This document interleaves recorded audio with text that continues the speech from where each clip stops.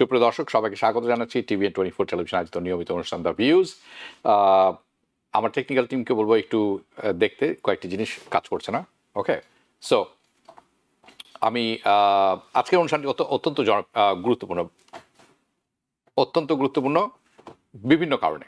প্রথম অংশে থাকবে ফেডারেল রিজার্ভ তাদের যে মিটিংটি হয়ে গেল গত বুধবার, সেটি নিয়ে।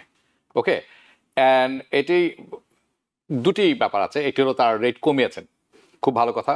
এখন কি হবে? তো রেট কমানোর ব্যাপারটা বিভিন্নভাবে আমরা তুলে ধরবো আপনাদের কাছে।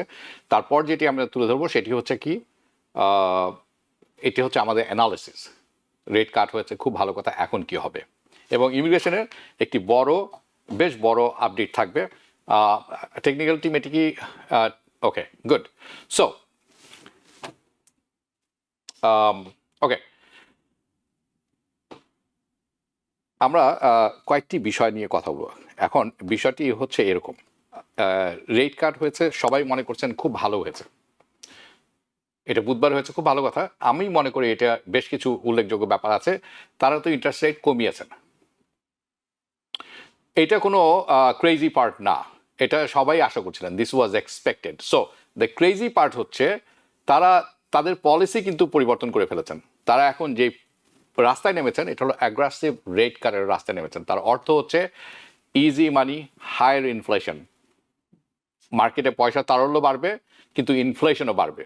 সো দ্য প্রথম জিনিস আমি আপনাদেরকে স্ক্রিনে দেখাবো, সেটা হচ্ছে প্রজেকশন। চলুন দেখে নিই অন স্ক্রিনে।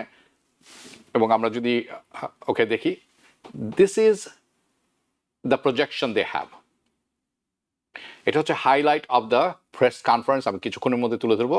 সো এই আপডেটেড এসইপি যেটি আপনারা দেখছেন অন স্ক্রিনে, এটা summary of economic projection. Now last time okay, আমাকে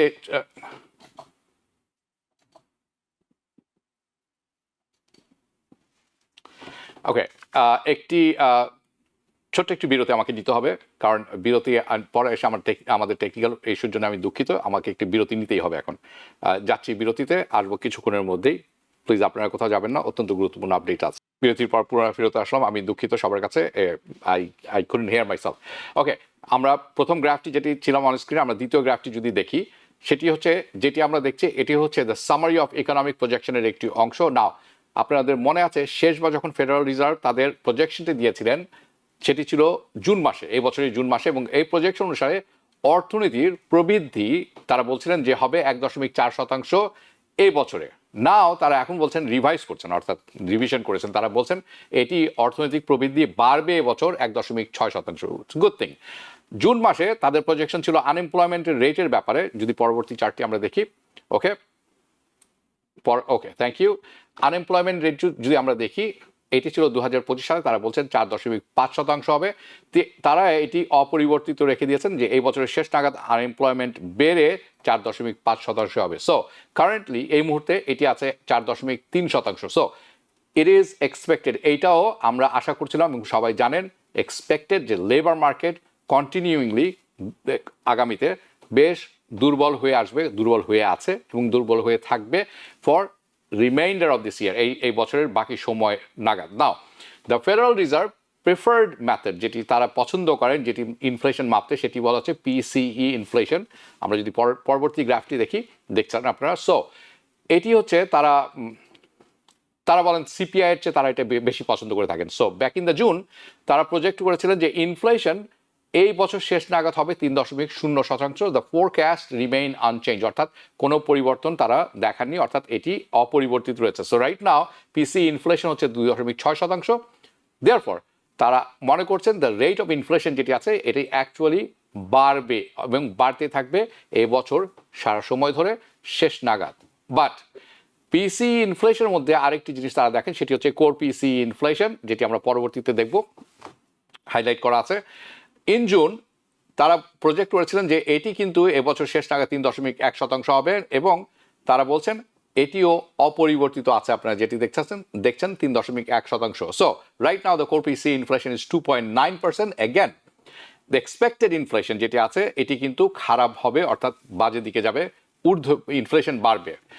আপনারা যখন এটি দেখছেন, আপনি যে ম্যাট্রিক্স যখন দেখছেন তখন সেটি বুঝে নেবেন পরিসংখ্যান দেখে। So it's going to get worse before it gets better, এটি তারা বলছেন। Now here is the most important, খুব পরবর্তী যে গ্রাফটি আমরা দেখবো যেটা হাইলাইট করা আছে এটি হচ্ছে সবচেয়ে গুরুত্বপূর্ণ ব্যাপার, the federal reserve interest rate. তারা বলছেন ওকে, আমাদের কি জানতে হবে এখান থেকে, তারা আর দুটি ফেডারেল রিজার্ভের মিটিং বাকি আছে এ বছরে, বাকি সময়ে অক্টোবর এবং December. There is one going to be next one in October, তার পরবর্তীতে ফাইনাল ওয়ান সেটি হচ্ছে ডিসেম্বরে। বেসড অন জুন ফোরকাস্ট যেটি তারা করেছিলেন জুন মাসে, এক্সপেকটেশন ছিল ওয়ান মোর ইন্টারেস্ট রেট কাট, অর্থাৎ আর একবার ইন্টারেস্ট রেট কাট হবে, কমানো হবে, সেটি হচ্ছে এই বছর জুন মাসে তারা যখন প্রজেকশন করেছিলেন। কিন্তু based on the updated forecast, এখন যে আপডেটেড ফোরকাস্ট আমরা পেয়েছি এইটার এক্সপেকটেশন তারা বলছেন যে ইন্টারেস্ট রেট অন্তত পক্ষে অন্তত দুবার কমাবেন অক্টোবর এবং ডিসেম্বরে, এবং 2 more rate cuts for this year, একদম বুক, ইটস অন দ্য বুক, লেখা হয়ে গেছে। সো তাদের প্ল্যানটা হচ্ছে ইন্টারেস্ট রেট কমিয়ে আনা বেশ অ্যাগ্রেসিভলি। তার কারণ তারা এখন বেশ উদ্বিগ্ন হয়ে গেছেন কি ব্যাপারে? Labour market. They are very concern about the labour market. Now let's see পরবর্তী যেটি আমরা দেখছি গ্রাফ, এইটি হচ্ছে কি, যখন এই কি হতে যাচ্ছে, সম্ভাব্যতাটা কি ইন্টারেস্ট রেট কমার আগামী কয়েকবার, কারণ এটি অত্যন্ত গুরুত্বপূর্ণ। যদি মার্কেট স্কেপটিক্যাল থাকে, মার্কেট যদি সন্দিহান থাকে, এইটা যেটি আপনারা দেখছেন অন স্ক্রিনে, এটি আসছে সিএমই ফেড ওয়াচ টুল থেকে, এই ইনফরমেশনটি 65.3% সম্ভাবনা ছিল এই রিপোর্ট বের হওয়ার, অর্থাৎ ইন্টারেস্ট রেট কমার আগে, যে এই বছর ইন্টারেস্ট রেট আরেকবার কমতে পারে। দিস ইজ আফটার ওয়েডনেসডে মিটিংয়ের পর পরবর্তী গ্রাফটা, সেটি কিন্তু আমরা দেখলাম যে এই যে সম্ভাব্যতা ইন্টারেস্ট রেট আরও কমার, সেটি অক্টোবর এবং ডিসেম্বরে এটি বেড়ে দাঁড়িয়েছে 82.8%। কোথা থেকে? 65.9% to 85.6%। সো অন্যভাবে যদি আপনি দেখতে চান, এটা দ্য মার্কেট বিশ্বাস করে, the economist and the analyst, তারা সবাই they do believe or has the confidence, তাদের কনফিডেন্সটি আছে যে এই situation is playing out like this, অর্থাৎ আমাদের আরও দুবার ইন্টারেস্ট রেট কমতে যাচ্ছে। এটির ব্যাপক প্রভাব পড়বে সব জায়গায়। নাও আমি আপনাদের কাছে কিছু highlight of the press conference যেটি হয়ে গেল বুধবারে, সেটির হাইলাইটস আর ভিডিও ক্লিপস আপনাদের কাছে তুলে ধরবো, কারণ রিপোর্টাররা বেশ কিছু গুরুত্বপূর্ণ প্রশ্ন করেছেন, আপনারা কিছু দিক নির্দেশনা পাবেন সেখান থেকে। সো প্রথম যেটি দেখবো সেটি রিপোর্টার বলছেন কেন আপনি কেন ফেডারেল রিজার্ভ ইন্টারেস্ট রেট কমাচ্ছে যেখানে ইনফ্লেশন বাড়ছে। ওকে, এবং জেরোম পাওয়েল উনি বলছেন যে তাদের ফোকাস এই মুহূর্তে হচ্ছে more on the labour market. তারা লেবার মার্কেট নিয়ে বেশ চিন্তিত, কনসার্ন অ্যান্ড অলসো ইনফ্লেশন, কারণ তাদের ডুয়াল ম্যান্ডেটের কথা মনে আছে, তাদের দুটি লক্ষ্য উদ্দেশ্য, লেবার মার্কেট সতেজ রাখা, স্থিতিশীল স্টেবল রাখা, ইনফ্লেশনকে কন্ট্রোল রাখা। কবে বা কখন তারা আরো বড় করে ইন্টারেস্ট রেট কমাবেন 0.5%, 50 বেসিস পয়েন্টস। এবং দ্বিতীয় অংশ হচ্ছে এটি কি প্রয়োজন আছে কিনা, ইজ ইট ওয়ারেন্টেড। তার কারণ হচ্ছে আপনার খেয়াল করে দেখেছেন কিনা, তাদের যে প্ল্যানটি আছে তার এক্সপেকটেশনে তারা বলছেন যে তা নট প্ল্যান বা এক্সপেকটেশন, দ্য এক্সপেকটেশনটা হচ্ছে এরকম যে ওনারা ইন্টারেস্ট রেট কমাবেন কিন্তু ছোট ছোট করে, 0.25%, 0.25%। সো যেই প্রশ্নটি করা হয়েছে এখানে জেরোম পাওয়েলকে, তারা বলতে চাচ্ছেন what would only do a larger rate cut, তারা কেন একবারই 50% কমাচ্ছেন না, যদি তাদের পলিসি এবং তাদের পলিসি কি আউট অফ প্লেস হয়ে গেছে কিনা, অর্থাৎ বাস্তবের সাথে বিচ্ছিন্ন কিনা। So basically it's like an emergency situation কিনা, যদি হয়, যদি এমার্জেন্সি সিচুয়েশনের যদি আমরা পড়ি তাহলে তারা সেটা করবেন কিনা। ইফ দে গাট হতে পারে, কেন, যদি তারা অর্থনীতির ব্যাপারে সম্পূর্ণ ভুল একটা ধারণা নিয়ে থাকেন, অর্থনীতি এইদিকে, মানুষ এইদিকে এবং আসলে জিডিপি এইদিকে, কোনোটার সাথে সামঞ্জস্য নেই, ব্যালেন্স নেই, that could be very wrong. Okay, America এত ইস্যু থাকতে, ওকে, অনেক ইস্যু নিয়ে আমরা কথা বলে থাকি, যেরকম কিছুক্ষণ পর আওয়ার ডেমোক্রেসি অনুষ্ঠানটি হতে হবে কিছুক্ষণের মধ্যেই, সেখানে আমরা politics, international politics, US politics, issues, human rights, এগুলো সব নিয়ে আলোচনা করে থাকি। বাংলাদেশ প্রসঙ্গ আলোচনা থাকে, রাতে অন্যান্য প্রসঙ্গ থাকে, কিন্তু যেই প্রসঙ্গ নিয়ে আমরা এই আলোচনা করে থাকি দিস ইজ আওয়ার লাইফ। যদি অর্থ এবং অর্থনীতি এবং ইনকাম যদি ঠিক না থাকে এবং এটি সামনে ঝুঁকির মুখে পড়ে, আপনার কিন্তু অন্য কিছু দেখার এবং বোঝার সময় থাকবে না, আপনার নয়, আমাদের সবারই। ওকে, তো এফওএমসি মিটিংয়ের সামারিতে আমি তুলে ধরলাম আপনাদের কাছে কি হয়েছে, এখানে কী কী প্রশ্ন, 1.5 ঘন্টার মতো ছিল, প্রশ্নোত্তর পর্ব ছিল অনেক বড়, কিন্তু আমি 5-6টি অংশ আপনাদের কাছে দেখেছি এবং হিস্টোরিক্যাল তাদের এফওএমসির যে প্রজেকশন আছে সেটি তুলে ধরেছি। ওকে, সো সেপ্টেম্বর 17 তারিখে যে ইন্টারেস্ট রেটটা কমলো, এটি হলো গত বুধবার, আজকে শুক্রবার। যখন এটি করা হলো, হিস্টোরিক্যালি ঐতিহাসিকভাবে the market barely moved. Stock মার্কেটের কথা বলছি, আমরা যদি পরবর্তী চার্টটি একটু দেখি, মার্কেট বেয়ারলি, অল্প কিছু নড়াচড়া হয়েছে, বেশি তেমন কিছুই না, অন্যান্য সাধারণ দিনের মতোই অবস্থায় গেছে। যে চার্টটি আপনারা দেখছেন সেটি কয়েকটি ভাগে ভাগ করা, এটি নিয়ে আমি আমার মনে 2 বা 3 বা 4 সপ্তাহ আগে আমি আপনাদের কাছে এটা তুলে ধরেছিলাম 4টি ভাগে, এবং আজকে আমি আলোচনা করবো, কারণ this is important, specially if you are in the stock market, specially you are in the financial market, specially if you are new investor, specially if you are very expert investor, এটি আমরা একটু focus করব। ওকে, যেদিন interest rate কমলো, আমরা খুবই অল্প নড়াচড়া দেখেছি স্টক মার্কেটে। ওকে, barely we saw. So short টার্মে এইটি হয়। বাই মিড অক্টোবর, আগামী মাসের মাঝামাঝি সময় নাগাদ 50-50 চান্স কিছু গেইন হওয়ার, 50-50 চান্স স্টক মার্কেটের কথা বলছি। And this is, remember, stock is asset. Okay, now with the average 1 month adjustment, 1 মাস ইন্টারেস্ট রেট কমানোর 1 মাসের মধ্যে 0.1% থেকে 0.4% উঠানামা করে থাকে স্টক মার্কেট, জেনারেলি স্পিকিং। ওকে, সো আপনারা ধরে নিতে পারেন বেসিকলি ফ্ল্যাট। যদি আপনি নতুন কেউ হয়ে থাকেন এই মাধ্যমে, if you are new, no big rush, কোনো রকম ঝামেলার দরকার নেই, ডোন্ট রাশ। যদি আপনি ইনভেস্টর হয়ে থাকেন, advance investor, however, you can profit by riding covered calls on long positions. কারণ market right now is sideways market still pays. যারা আছেন এখানে তারা কিন্তু বুঝে নেবেন, আমরা পরবর্তীতে আরো প্রোগ্রাম করব, বোঝানোর এখানে দরকার আছে। বাট ওভার টাইম এই পরিসংখ্যানটি পরিবর্তন হয়। আপনি যদি মিড ডিসেম্বরে যান এই বছরের, দেখবেন আপনি এই যে নেক্সট 3 মান্থসের কথা বলছি, যে 77% চান্স গেইন, আপনার গেইন করার, আর্ন করার, প্রফিট করার। আপনি যদি 6 মাস পরে যান, 6 মান্থসের কথা বলছি, মিড মার্চ, ওকে, তখন আপনি দেখবেন 73% অ্যাভারেজ চান্স, 3.4% to 5.5% রিটার্ন। আপনি যদি একেবারে শেষের অংশটি দেখেন, next year, the 1 year chart, ইতিহাস বলছে, পরিসংখ্যান বলছে, ঐতিহাসিক হিস্ট্রি শোজ আস 100% চান্স গেইন। কতখানি গেইন করতে পারেন আপনি? ইন অ্যাভারেজ 13.9%, মিডিয়ান যদি আপনার নেন, এখানে অঙ্কের ব্যাপারটি শক্ত করে ধরতে হবে, 9.8%।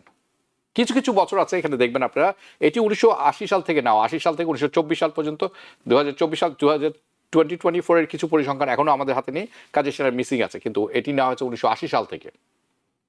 সো সাম ইয়ার্স ইভেন কিছু কিছু বছরে আমরা দেখেছি, আপনারা এই পরিসংখ্যান দেখলেই বুঝতে পারবেন, 20 থেকে 30% র্যালি করেছে স্টক মার্কেট। আর আপনি যদি এটার বিরুদ্ধে বেটিং করেন, if you bet against this trend, আপনি মনে রাখবেন, it just makes you the underdog. Now, আমাদের analysis, in our opinions, the market এখন যে কারেন্ট মার্কেট আছে, এটি কোনোভাবেই 20% নিচে পড়তে পারে না। Market won't fall 20% or more লম্বা সময়ের জন্য। যদি এটি হয়, যদি পড়েও যায়, আপনারা মনে রাখবেন, ফেডারেল রিজার্ভ প্রিন্ট করা শুরু করবেন ডলারের প্রসঙ্গে আমি আসছি কিছুক্ষণের মধ্যে। ওকে, এবং তারা আসবেন, তারা they must rescue the stock market. একটা কুইক স্পার্কিং দিবেন এবং কমপ্লিট একটা ভি শেপ, যদি এভাবে নামে এভাবে উঠে যাবে, ভি শেপ রিকভারি বলে থাকি আমরা। The market now is stock market too big to fail, কোনো মতে এটা ফেল করতে দেওয়া যাবে না। সমালোচক যারা আছেন তারা আর্গুমেন্ট করে থাকেন যে স্টকস আর ওভার ভ্যালুড। অনেকেই বলছেন যে স্টকের বর্তমান অবস্থা হচ্ছে ওভার ভ্যালুড, বেশি মূল্য হয়ে গেছে। ইদার তারা বলে থাকেন স্টক মার্কেট ওভার ভ্যালুড, অথবা তারা বলে থাকেন দুটির একটি, রিসেশন বাউন্ড, আমরা একটি মন্দার দিকে এগিয়ে যাচ্ছি। বাট রিমেম্বার 2020 সাল যখন ছিল, 2020 সালে প্যান্ডামিকের সময়ের কথা বলছি আমি, আনএমপ্লয়মেন্ট ছিল 14%, 14% আনএমপ্লয়মেন্ট রাতারাতি বেড়ে গিয়েছিল, আপনাদের সেটি মনে থাকার কথা। ঠিক সেই সময় S&P 500 বেড়েছিল 16%, 16%। আর যদি ডিভিডেন্ড যোগ করেন আপনি, তাহলে সেই বেড়ে যাওয়ার ভাগটা ছিল 18% উইথ ডিভিডেন্ডস। দ্য স্টক মার্কেট, আমি জানি, is not the economy. Stock market শুধুমাত্র একটি অংশ। Yes, that's true. এবং আরও ট্রু হচ্ছে ক্র্যাশেস হ্যাপেন্স, স্টক মার্কেট ক্র্যাশ হয়ে থাকে, বাট রিকভারিজ আর ইঞ্জিনিয়ার্ড। আপনারা যারা শুনছেন, this part is very important. The recovery, crash market যখন হয়, মার্কেট ক্র্যাশ করে, কিন্তু যখন রিকভার করে এটি কিন্তু ন্যাচারাল করা, ইঞ্জিনিয়ার্ড, অর্থাৎ ম্যানুফ্যাকচার্ড, তৈরি করা, কারণ রিকভারি করতেই হবে। Don't over leverage. যারা এখন স্টকে নতুন আসছেন বা এক্সপার্ট আছেন, আপনাদেরকে একটি জিনিস মনে রাখতে হবে, do not over leverage or risk being wiped out. যদি আপনি ওভার লেভারেজ করেন, সব কিছু ঢেলে দেন, আপনি কিন্তু ওয়াইপ আউট, একদম সম্পূর্ণভাবে শেষ হয়ে যেতে পারেন। So don't over leverage. Now একটি ব্যাপার মনে রাখবেন, রেট কাট যখন হয়ে থাকে, অর্থাৎ ইন্টারেস্ট রেট যখন কমানো হয়, এটি কিন্তু ইউএস ডলারকে দুর্বল অবস্থায় নিয়ে যায়। সো যেটি কিছুক্ষণ আগে বলছিলাম যে মেজর ব্যাংক ইস্যু, বড় বড় ব্যাংক ইস্যু ওয়ার্নিং দিয়েছে যে recession may be coming. That was that part কিছুক্ষণ আগে। পরবর্তী আমি যদি আরেকটি দেখি, ওকে, যেটি আপনারা দেখছেন হচ্ছে ইউএস ডলার, ইটস ডিক্সি, আপনারা দেখে নেবেন, DXY। ওকে, যখন ইন্টারেস্ট রেট কমানো হয়, ইউএস ডলারের মূল্য পতন ঘটে। This is natural, has to happen. Okay, আপনি যেটি দেখছেন সেটি হচ্ছে ডিক্সি বলছে, আমাদের দেখাচ্ছে যেটি অন স্ক্রিনে আছে। ডলার এই মুহূর্তে, ইউএস ডলার এই মুহূর্তে গত 50 বছরের সর্বনিম্ন অবস্থানে আছে। It's in a worst first half in last 50+ years. এটি একটি গুরুত্বপূর্ণ ইনফরমেশন আমাদের জানা দরকার। And there is room to fall further. গত 50 বছরে সর্বনিম্ন অবস্থায় আছে, 50 বছরের অধিক সময়ের মধ্যে ডলার সবচেয়ে দুর্বল সময়ে অবস্থানে আছে। এবং বিশ্লেষকরা মনে করছেন যে এটা আরও নিচে নামার সম্ভাবনা আছে, আরও নিচে পড়ার সম্ভাবনা আছে, আরও পতন হওয়ার সম্ভাবনা আছে। That is bullish. কাদের জন্য বুলিশ হবে? স্ট্রং সিগন্যাল কাদের জন্য হয়ে থাকবে? Gold and silver and bitcoin. Gold price is high. আপনারা যেটি দেখছিলেন সেটি হচ্ছে ডলার প্রাইস। আমি আগেরটাই কিছুক্ষণ পরে ফেরত যেতে পারি। ওকে, আমরা যদি ওকে, লেটস গো ফরওয়ার্ড। আমি এটাতেই ফেরত আসবো কিছুক্ষণ মধ্যে। আপনারা যেটি দেখছেন, this is not my word. The dollar গত 50 বছরের সর্বনিম্ন অবস্থায়। প্রশ্ন হচ্ছে এটি কি কন্টিনিউ করবে কিনা? ইয়েস, আমি মনে করি ডলার মূল্য আরও কমবে। ওকে, নাও এটি পরবর্তী যদি আমরা একটু দেখি, আরেকটি গ্রাফ থাকতে পারে। এটি হচ্ছে গোল্ড প্রাইস। ডলারের যখন মূল্য পতন ঘটে, আপনারা মনে রাখবেন সিলভার, গোল্ড, বিটকয়েন সব কিছু কিন্তু উপরে উঠে যাবে। ফাইন্যান্সিয়াল অ্যাসেটস, আপনি যেটি এখন দেখছেন সেটি হচ্ছে ডলার এগেনস্ট আদার কারেন্সিজ, অন্যান্য currencies such as euro and dinar and what not. But ইউরোর কথা আমি স্পেসিফিকলি বলছি কারণ ডলারকে বলা হয় ফিয়াট কারেন্সি, মানে এটির কোনো ব্যাকিং নাই। ইন গুডউইল, গুডউইল আছে। সো এটাকে বলা হয় fiat currency, fiat, really paper, nothing else. এটাকে ইউরোর সাথে যখন তুলনা করবেন, সো ইটস মিসলিডিং। কেন? Comparing a flat or fiat currency to a fiat currency is misleading. Gold হচ্ছে দ্য ট্রু বেঞ্চমার্ক।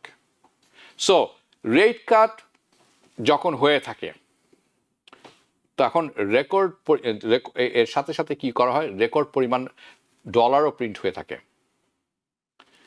তার অর্থ হচ্ছে অন্যান্য অ্যাসেটের মূল্য বেড়ে যায়, ডলারের মূল্য কমে যায়।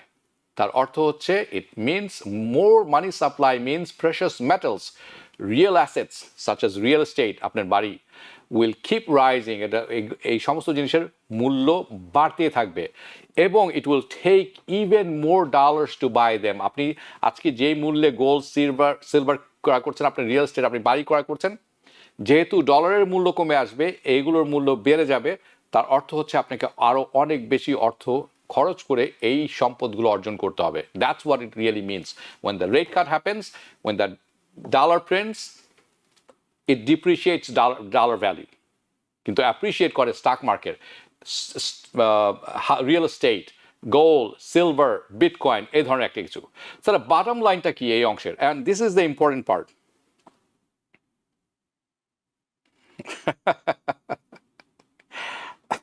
Okay, so the bottom line,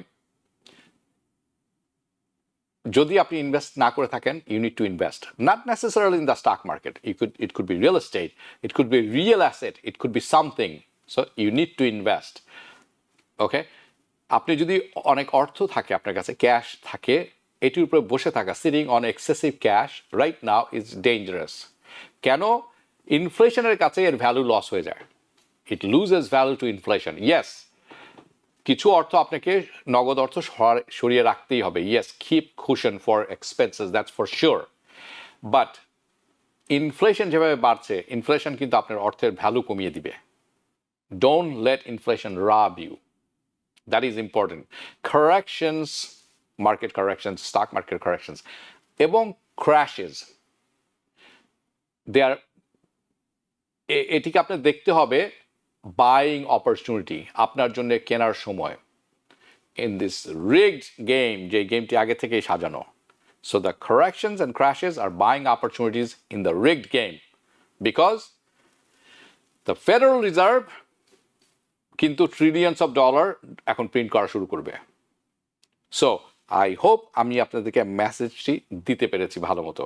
এটির জন্য আমাদের সামনে আরও অনেক প্রোগ্রাম আমরা করব। আপনাদের চোখ রাখতে হবে টিভির উপর, আপনাদের থাকতে হবে, তখন আপনারা বুঝবেন যে ওয়াই, কেন আমরা এই ধরনের প্রোগ্রাম করছি। ওকে, আমাদের হাতে সময় কম, আমরা এখন USCIS একটি ইম্পর্টেন্ট গুরুত্বপূর্ণ এসেছে। আমি যারা এটি ইউটিউবে দেখবেন তাদের জন্য লিঙ্কটি দেওয়া থাকবে। কোন পলিসির আপডেটের কথা বলছি USCIS এর ওয়েবসাইটে আছে, আমরা লিঙ্কটি দিয়ে দিব। Okay, now this is an important update. কেন? এটি হচ্ছে USCIS এখন তাদের ডিসক্রেশন ইউজ করবে। ডিসক্রেশন আপনি ধরে নেবেন মর্জি, তাদের ইচ্ছা। বিচারক হতে পারেন, ইমিগ্রেশন জাজ হতে পারেন, ইমিগ্রেশন অফিসার হতে পারেন, যিনি আপনার ইন্টারভিউ হচ্ছেন, যিনি আপনার কাগজপত্র দেখছেন, অথবা যিনি ইনভেস্টিগেশন করছেন, যে কেউ হতে পারেন এখানে। So the USCIS will use মোর ডিসক্রেশন অনেকগুলি ক্ষেত্রে, অনেকগুলো কেসের ক্ষেত্রে। ওকে, এবং পটেনশিয়ালি যার কারণে তার এই কেসগুলোর ডিনায়ালটা বেড়ে যাবে অনেক বেশি। সো দ্য আপডেট যেটি আমি বলছি সেটি আসলে এই চেঞ্জেস নাও ইমিগ্রেশন অফিস ডিসাইড করেছেন, তারা সিদ্ধান্ত নিয়েছেন সার্টেন কেসের ক্ষেত্রে তার ডিসক্রেশনটাকে বেশিভাবে ইউজ করবেন, ইজ ইনভলভ। ওকে, সো এটি কেন আপনাকে জানতে হবে। যারা অ্যাপ্লাই করছেন বা প্রস্তুতি নিচ্ছেন বা করে রেখেছেন, তাদের ক্ষেত্রে এটি সবচেয়ে বেশি প্রযোজ্য। যারা ইন্টারভিউ দেওয়ার জন্য যাচ্ছেন বা চিঠি পেয়েছেন, তাদের জন্য এটি বেশি প্রযোজ্য। So what is this all about? Okay, আমরা যদি এটার ব্রেকডাউন করি, তাহলে আমরা দেখবো যে immigration cases for many immigration benefits, এটার জন্য অ্যাপ্লাই হবে like adjustment of status, extension, or a stay, or even employment based petition যারা করেছেন। In certain cases, এই কেসগুলো যেমন বলো, it is not just enough to meet the basic requirement. আপনি শুধু বেসিক রিকোয়ারমেন্ট মিট করলেই হবে না, আরও অনেক কিছু লাগবে। আমি EB-5 এর ক্ষেত্রে এবং স্টুডেন্ট ভিসার প্রসঙ্গটাও নিয়ে আসবো এখানে। সো USCIS অফিসার্স এখন তারা কি দেখেন, যে whether you deserve a favorable exercise of discretion, আপনাকে আপনার অ্যাপ্লিকেশনটি দেখে, আপনার দিকে দেখে এবং আপনার কেস দেখে, তাদের এখন একটি বড় জিনিস হচ্ছে ওকে তার মতামতটা কি এখানে কতখানি প্রযোজ্য করবেন, উনি কি ফেভারেবল থাকবেন, আপনার পক্ষে থাকবেন না আপনার বিপক্ষে থাকবেন। তার অর্থ হচ্ছে যে এইটার ওয়েটটা, the good and the negative or the bad factors, আপনার কেসে ভালো ফ্যাক্টরস এবং আপনার কেসে খারাপ ফ্যাক্টরের ক্ষেত্রে সম্পূর্ণভাবে ডিপেন্ড করবে এটা অ্যাপ্রুভ হবে কি হবে না, এবং এটি ডিপেন্ড করবে তার ডিসক্রিপশন উপরে। নাও মোর নেগেটিভ ফ্যাক্টরস, ওকে, নতুন কিছু নেগেটিভ ফ্যাক্টর তারা যোগ করেছেন এটির সাথে। সে কিরকম? টেরোরিজম, অ্যান্টি আমেরিকানিজম, আরেকটা আছে থিওলজিস অর আইডিওলজির ব্যাপারটিও আছে, আমি পরে আর নিয়ে আসবো। সো ইউএসসিআইএস এখন যেটি আছে এটি একেবারে পরিষ্কার করে বলছেন যে এনিবাডি যারা আছে, যারা সমর্থন করেন, প্রমোট করেন, এন্ডোর্স করেন terrorism, anti Americanism, anti American activities, anti Semitic organisations, তারা কি হবে, তাদের জন্য they will have a very very negative weight তাদের কেসের in the officer's decision. In plain terms, একেবারে সোজা ইংরেজিতে যদি আমরা বলি, সোজা বাংলায় যদি আমরা বলি, আপনি যদি কোনোভাবে কোনো এই যে কথাগুলো উল্লেখ করলাম কোনোভাবে এটির সাথে কোনো না কোনোভাবে ওতপ্রোতভাবে বা হালকা পাতলাও জড়িত থাকেন, it is going to be almost impossible, আপনার জন্য হবে অসম্ভব যে কোনো কেসের আপনার অ্যাপ্রুভাল পাওয়া। Okay, to get an approval for your case, compliance with the law is matter now. আগে অনেক কিছু ছেড়ে দেওয়া হতো, এখন এটি হচ্ছে, বাই দ্য ওয়ে এটি এসেছে অগস্ট 29-এ, হ্যাঁ, এই মেমোটি প্রকাশ করা হয়েছে। অ্যানাদার চেঞ্জ ইন USCIS, তারা খুব ক্লোজলি যে জিনিসটি আপনাকে দেখবে যে আপনি যে অ্যাপ্লিকেশনটা ফাইল করেছেন, okay, you file your application for admission or parole right into the United States. আপনি যখন করেছেন আপনার অ্যাডমিশনটা, আপনার প্রবেশটা, আপনার প্যারোলটা আমেরিকাতে কিভাবে ছিল, if you follow the law and rule, আপনি কি ঠিক মতো আইন শৃঙ্খলা নিয়ম মেনে এসেছেন এখানে, ওকে, and did you follow the law, did you follow the rules in place at the time your application, আপনি যখন অ্যাপ্লিকেশন করেছেন, আপনি যখন এসেছেন, that's a good factor, that's a big factor right now. But if you did not, আপনি যদি সঠিকভাবে আসেননি এদেশে, এটি কিন্তু আপনার ইট could hurt your chances of being approved, আপনার অ্যাপ্রুভড হওয়ার সম্ভাবনা কমে যাবে, বাতিল হবে না, কমে যাবে, কারণ এটিকে তারা নেগেটিভ ফ্যাক্টর হিসেবে নিচ্ছেন। বাট দোজ অফ ইউ, আর আপনারা যারা আছেন, যারা এমপ্লয়মেন্ট বেসড পিটিশনে আছেন, তাদের জন্য এটি আরও বেশি প্রযোজ্য। কেন? USCIS কিছু জিনিস ক্লারিফাই করেছেন। তাদের ডিসক্রেশন অনলি কামস ইনটু প্লে, তারা ডিসক্রেশনটা তখনই নিয়ে আসবেন যখন এটি আপনারা মনে করবেন, এবং এটি যে কারোর বিরুদ্ধে ব্যবহার করা যেতে পারে, সেটা হচ্ছে ন্যাশনাল ইন্টারেস্ট ওয়েভার। আপনারা দেখবেন national interest waiver in most other employment based cases এটি প্রযোজ্য হবে। ডিসক্রেশন is a factor, but ওনারা বলছেন যে most cases, especially employment based cases, discretion is not a factor, but for EB5 তারা বলছেন EB5 এর ক্ষেত্রে এটি ফ্যাক্টর। অন্যান্য বেশিরভাগ এমপ্লয়মেন্ট বেসের ক্ষেত্রে তারা এটি ফ্যাক্টর মনে করছেন না, বাট EB5 এর ক্ষেত্রে তারা এটি মনে করছেন।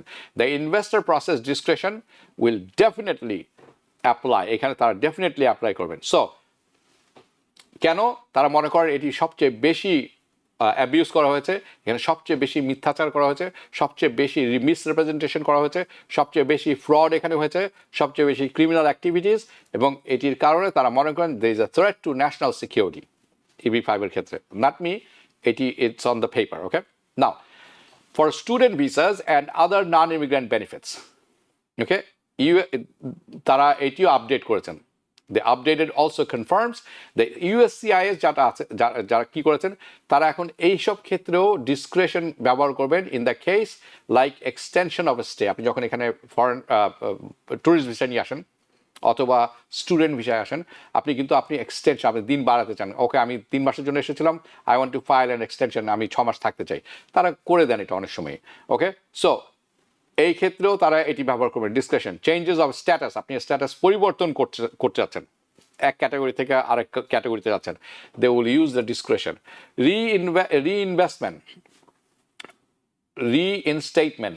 রিইনস্টেটমেন্ট হচ্ছে আপনি কোনো কারণে আপনার স্ট্যাটাসটা হারিয়ে গেছিলো, এটি পুনরুদ্ধার করে আপনি ফেরত আসতে চান, স্ট্যাটাসে ব্যাক করতে চান, that's call reinstatement, right? So এই ক্ষেত্রে স্পেশালি ফর স্টুডেন্টস যারা F এবং M ভিসাতে ক্যাটাগরিতে আছেন, so if you are applying for one of those benefits, আপনাকে আমি বলবো প্লিজ ডোন্ট প্লে, গেট এই really good experience immigration attorney, যার মাধ্যমে আপনি এটা সঠিকভাবে করতে পারবেন। সো লাস্টলি, কোথায় এই জিনিসগুলো আমরা দেখতে পারবো, where exactly this changes appears? So এই যে নিউ গাইডেন্স যেটি আছে, এটা অফিসিয়ালি তাদের ওয়েবসাইটে আছে, USCIS পলিসি ম্যানুয়ালে, ইন সেভারাল ভলিউম এটি দেখা যাচ্ছে, সেভারাল ভলিউম ইন বিভিন্ন জায়গায়। ইটস এফেক্টিভ, কবে থেকে এটা effective? Effective immediately and other overrides, এবং এর আগে যেটি পলিসি সাবমিট করেছেন, প্রকাশ করেছেন, এই পলিসি ওটি সুপারসিড করবে, অর্থাৎ ওভাররাইড করবে। সো দ্যাট মিনস এই policy takes precedence. To sum it up, আমরা যদি সাম আপ করি এটা, USCIS ইজ টাইটেনিং, কঠিন করে নিয়ে আসছেন দ্য রুলস অ্যারাউন্ড ডিসক্রেশন যেটি আছে তাদের ইচ্ছার উপর যেটা অনেক কিছু নির্ভর করে, সেটি খুব শক্ত টাইট করে নিয়ে আসছেন, কঠিন করে নিয়ে আসছেন। অ্যাগেন যেমনটি প্রথমে বলছিলাম, when you do something like this, আপনি মনে রাখতে হবে যখন আপনি এই ধরনের কিছু করেন এবং অ্যাপ্লাই করেন, যদি I hope not, but it leads to denial of your cases. In case আপনি associated ছিলেন with anti-Americanism or talked about it, or another কোনো ভিডিও আছে, কোনো অর্গানাইজেশনের সাথে ছিলেন যেখানে আপনি ট্যাগড হয়ে গেছেন, this could mean denial of your cases. On the other hand, if you follow, আপনি যদি ইমিগ্রেশন ল ফলো করে থাকেন, আপনার কেস স্ট্রং আছে, পজিটিভ ফ্যাক্টর আপনার বেশি, ই ক্যান হেল্প ইউ ব্যালেন্স, আপনি তখন একটা ব্যালেন্সে আসবে। বাট ইন ইদার কেসেস আপনাকে মনে রাখতে হবে, ইউ নিড, এই ধরনের কেসগুলোতে you have to go to a good attorney, যিনি আপনার কেসগুলো ফাইল করবেন, আপনি তাদের সাথে বিভিন্ন রকম আলোচনা করবেন। আপনি জানেন যে TBN-এ প্রচুর পরিমাণ লয়ার আসেন, তারা কিন্তু আপনার তাদেরকে আপনি কল করতে পারেন। TBN analysis it's a call program, আপনি ডাইরেক্টলি কল করতে পারেন। সো এই ছিল এখনকার মতো update. I will keep you updated on the whole situation of the economy, the rate cut, immigrations and what not. এতক্ষণ আমার সাথে থাকার জন্য আপনাদেরকে অসংখ্য অসংখ্য অসংখ্য ধন্যবাদ। আপনারা যে কোনো জায়গায় থাকতে পারতেন, কিন্তু ছিলেন আমার সাথে যুক্ত এই প্রোগ্রামে। Thank you for your support, এবং পরবর্তী প্রোগ্রামে দেখা হবে। I wish you all very nice and good night. TBN 24 television দেখতে আজই কল করুন 7187776556। লগ ইন করুন www.totalcablebd.com। নিউ ইয়র্ক থেকে সম্প্রচারিত TBN 24 টেলিভিশন বিশ্বজুড়ে বাঙালির কণ্ঠস্বর।